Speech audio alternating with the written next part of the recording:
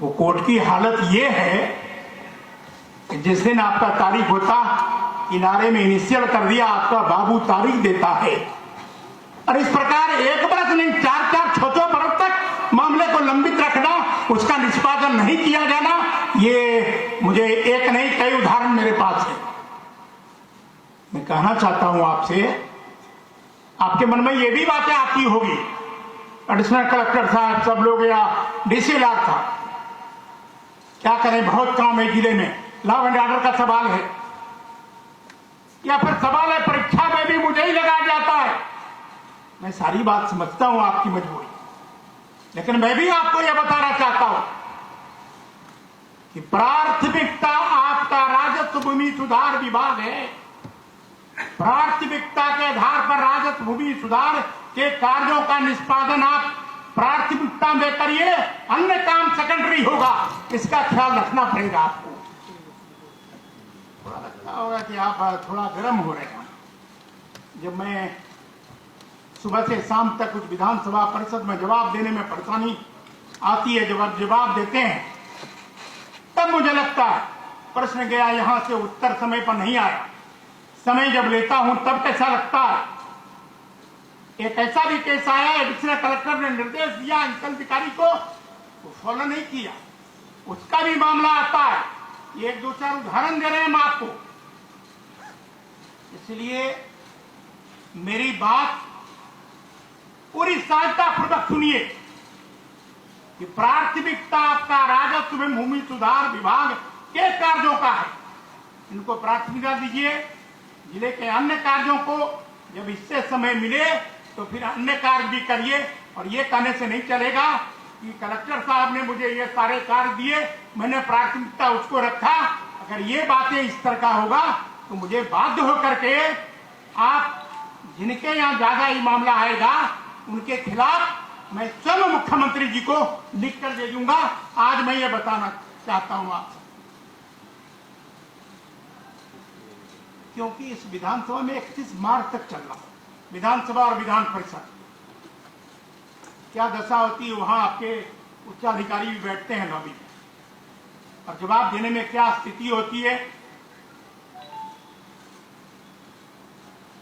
दूसरी बात ये,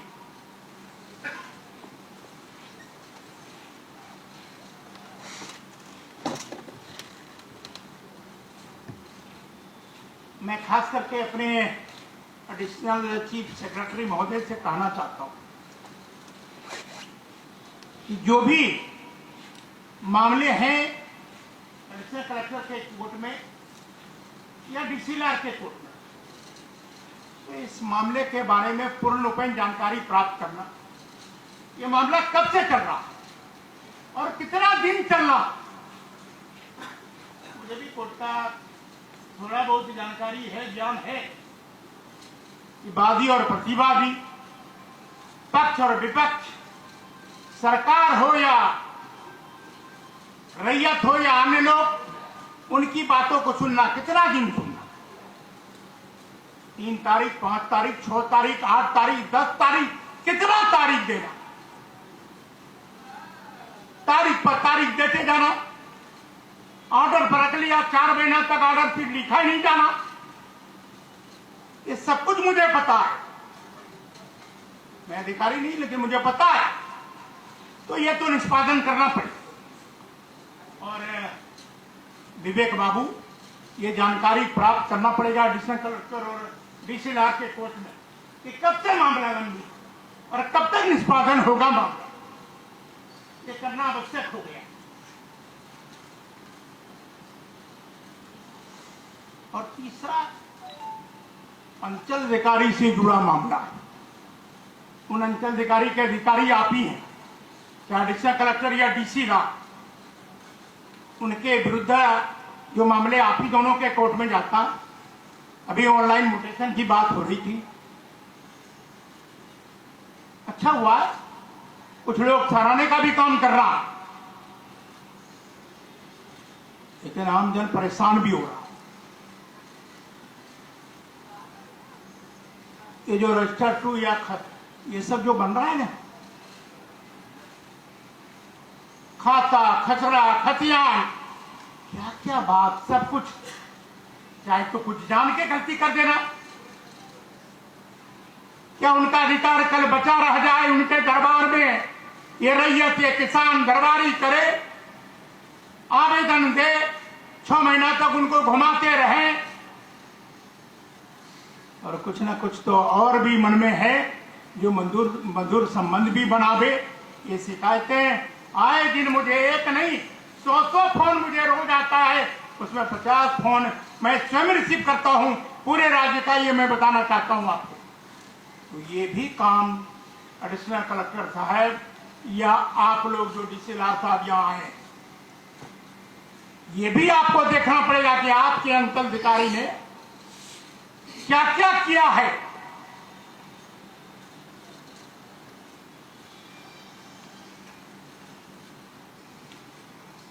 लगातार राजस्व के कार्यों के बारे में हम लोग चिंतित रहते हैं। थोड़ी प्रशंसा भी माननीय मुख्यमंत्री जी, उप मुख्यमंत्री जी के द्वारा किया जाना, और जो न्यूट्रल पर्सन है इस राज्य का, बहुत लोग है, वो अच्छा भी कह रहा है, काफी काम हो रहा है, काफी काम हुआ है, आगे बढ़ भी रहा है। ये बात सही है, आपकी परेशानी भी मैं समझता हूं। अंचलों में राजस्व कर्मचारी नहीं है, आपके मन में होता होगा कि आप तो बोल रहे हैं माननीय मंत्री जी, स्टाफ तो देते नहीं, कैसे काम हो। माननीय मुख्यमंत्री जी के साथ समीक्षा बैठक के दौरान additional chief secretary Vivek Singh ji, हम लोग सारे अधिकारी, सब लोग मौजूद, उन्होंने निर्देशित किया है, मार्च के अंत तक कहा है कि बहाली की जो व्यवस्था है उस बहाली में ये होकर किया जाए। ये समस्या आपकी है, मैं समस्या समझता हूं, लेकिन ये समस्या सुनकर और जानकर क्या करें, काम सब बंद करवा दें।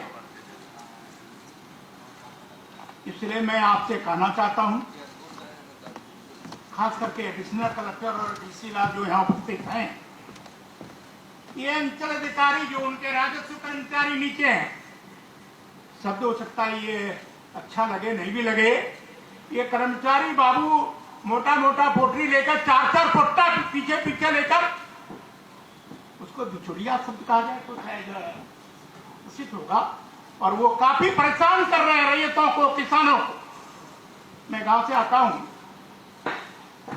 लंबे काल से सब पदों पर नीचे से रहा, सब कुछ अनुभव प्राप्त है। उन बिचौलियों के कारण विभाग की काफी बदनामी हो रही। आखिर कौन रोकेगा? ये अधिकारी तो आप है ना, आपको ही प्राप्त है अधिकार। अगर अंचल अधिकारी के द्वारा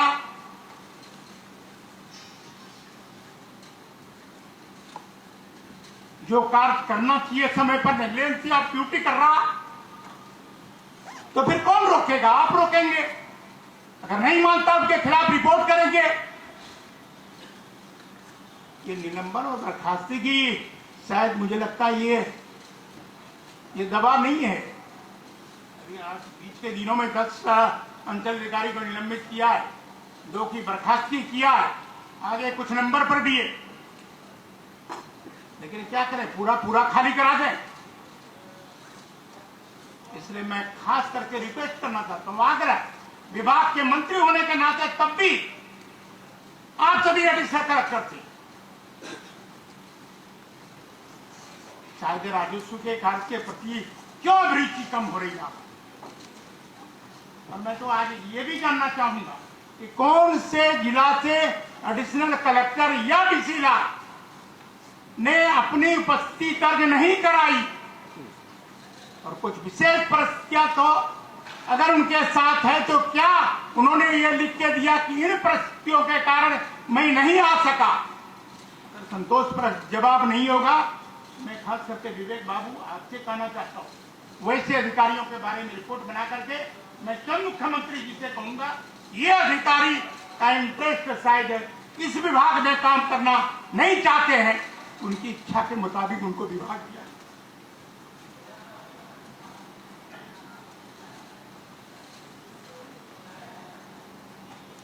बातें बहुत कहनी थी, लेकिन विधानसभा में प्रश्नोत्तर हो रहा था, अंत में 5 मिनट बचा तो फिर मुझे यहाँ भी आना था। और फिर 4 तारीख, 5 तारीख, 15 तारीख, 16 तारीख लगातार अभी जिस दिन हम लोगों का है। और आपसे एक बात और कहना था, यहां से जो ये ठीक है कि कलेक्टर के साहब के पास जाता है, लेकिन उत्तर तो एडिशनल कलेक्टर साहब या डीसी ला इन्हीं के माध्यम से कलेक्टर साहब साइन करते हैं। तो क्या आपको ये बात का फील नहीं होता कि ये आपके विभाग का काम है, या उस सदन में आपके मंत्री का या उच्चाधिकारी बैठे हैं बगल में लॉबी में, उनका शिक्षा लेजर होगा, अखबार और न्यूज मीडिया, इलेक्ट्रॉनिक मीडिया में शिक्षा लेजर होगा राजस्व विभाग का, तो क्या आपकी गरिमा बढ़ेगी या घटेगा? क्या कभी इस बात पर गंभीरता पूर्वक आपने विचार किया? क्या आपने कभी? थोड़ा कड़वा सच कह रहे हैं, इसलिए बहुत कुछ आज कहने के मन में आगे मेरा नहीं है, लेकिन मैं इतना जरूर आग्रह पूर्वक सारे अधिकारियों से कहना चाहता हूं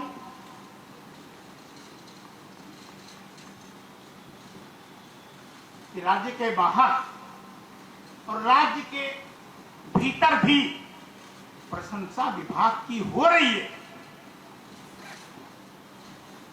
लेकिन जब ये छोटी छोटी घटना ये अंचलाधिकारी या उनके कर्मचारी बाबू, अंचलाधिकारी महोदय को लगता है ये 3 ही कर्मचारी बचा है, और मुझे भी लगता है ना, मैं तो मैं जानता हूं अगर अंचलाधिकारी का सस्पेंशन हो सकता है तो क्या उन कर्मचारियों का सस्पेंशन और डिस्चार्ज होने की कार्रवाई नहीं होगी क्या? लेकिन उनके मन में ये चला गया, समा गई बात कि मुझे तो कुछ करेगा नहीं, कहे हम तो 3 ही है, 3 चला जाएगा तो फिर कब होगा कैसे? कर्मचारियों से मन से यह निकालना चाहिए, 3 बचे के नहीं बचे, छोड़ेंगे नहीं। अगर भ्रष्टाचार में जो डूबे हुए लिप्त लोग हैं उनको माफ करने वाले नहीं है, और ये अभियान चलाने वाले हैं अभी बीच के दिनों में। इसलिए खास करके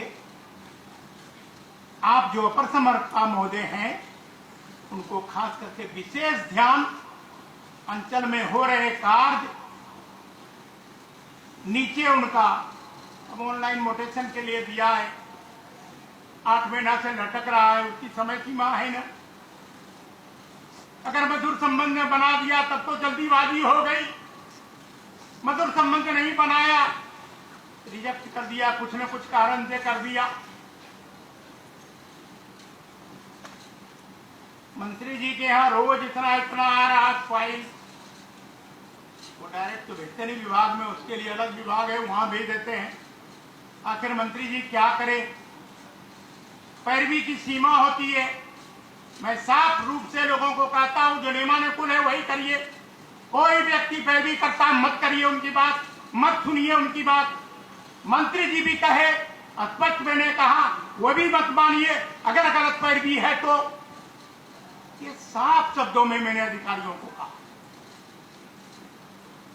अभी कई जिलों में गया, इतना इतना थोक पुलंदा कागज दे रहा है, जिलाधिकारी मेरे बगल में है, एडिशनल कलेक्टर मेरे बगल में, विवेक सिंह जी बगल में है, दे रहे, मैंने कलेक्टर को आज देख लीजिएगा, नहीं सर हो जाएगा। क्यों? इसलिए हो जाएगा कि मंत्री जी को दिया है, मंत्री जी ने कलेक्टर साहब को दिया इसलिए हो जाएगा। क्यों? अगर होने लायक है, नियमानुकूल है तो सोच समय करा दीजिए, नहीं होने लायक है मत करिए। ये निर्देश मैंने दिया, सार्वजनिक रूप से दिया, मीडिया के मित्रों के सामने कहा मैंने। तो कुछ लोग आश्चर्य भी कर रहे थे अपने आदेश पर इस तरह की बात कर रहे हैं, आश्चर्य भी कुछ कर रहे हैं और कुछ लोग नाराज भी हो रहे हैं। तो मंत्री जी को दिया पैरवी खाए को, मंत्री जी को तो पैरवी इसलिए दिया था हो जाना है, इसलिए बहुत कुछ बोलेंगे नहीं। 4-5 पॉइंट पर मन बना के विधानसभा से उठे थे, आए थे कि प्राथमिकता सूची में राजस्व भूमि सुधार विभाग रहे। ये एडिशनल कलेक्टर और डीसी साहब लोगों को मैं कहना चाहता हूं, आग्रह करना चाहता हूं, और आग्रह नहीं समझ में आता हो तो निर्देशित करना चाहता हूं ये भी मैं बताना। और एक बात मैंने जो पहले कहा है, ये जानकारी मुझे मिलना चाहिए कि कहाँ से एडिशनल कलेक्टर या डीसीआर नहीं आए, इसकी जानकारी उनके ये भी कारण जानना चाहिए। कोई बीमार है, कोई विशेष कार्य में, कोई हाईकोर्ट चला गया है, बहुत सारे कारण दिए। सब कारण जान करके संतुष्ट होने के बाद फिर आगे की कार्रवाई की जाए। मुझे लगता है कि बहुत कुछ अब मेरे मन में नहीं है कहने का, लेकिन जरा जल जीवन हरियाली में जिनके घर तोड़ने आप जा रहे हैं, भूमिहीन अगर बिल्कुल है, गृहहीन बिल्कुल है, तो ऐसे लोगों को थोड़ा ध्यान दीजिए। उन कर्मचारी बाबू के कहने पर सिर्फ मत चलिए, थोड़ा कभी कभी अपने भी विजिट करिए। अपने विजिट करिएगा तो शायद पूरी जानकारी आपको मिल जाएगा। और जो सफेद पोस्ट वाले लोग हैं, जो बड़ा बड़ा कुर्ता है जिनका, उस पर कोई अंगुली जल्दी नहीं उठाना चाहता है। अधिकारी चाहता मैं उस झंझट में क्यों पड़ने जाऊं। बेहिचक अगर गलत किया है तो उनके साथ भी वही व्यवहार होगा जो अन्य अतिक्रमण करने वाले लोगों के साथ हो रहा, उनको भी नहीं बख्शे और न बख्शा जाएगा, ये बताना चाहते। वैसे कार्यशाला है, अन्य कई विषयों पर अपने जो यहाँ अधिकारी बैठे हैं, फिर सर्वे, चकबंदी, अन्य विषय सब आपसे जुड़ा है सब कुछ। और बड़ी संख्या में सर्वे में बहाली का काम भी हुआ है, कुछ बाकी है, वो आगे भी होगा। उन सारे विषयों पर हमारे एडिशनल चीफ सेक्रेटरी या हमारे डायरेक्टर साहब या विशेष सचिव सब लोग आपके सामने आज और कल रखेंगे। शायद मेरी बात को आप गंभीरतापूर्वक सुने भी होंगे, ध्यान भी देंगे। मुझे लगता है इतना ही बात कहकर मैं अपनी बात को यहीं विराम देना चाहता हूँ। बहुत बहुत धन्यवाद। जय हिंद, जय भारत।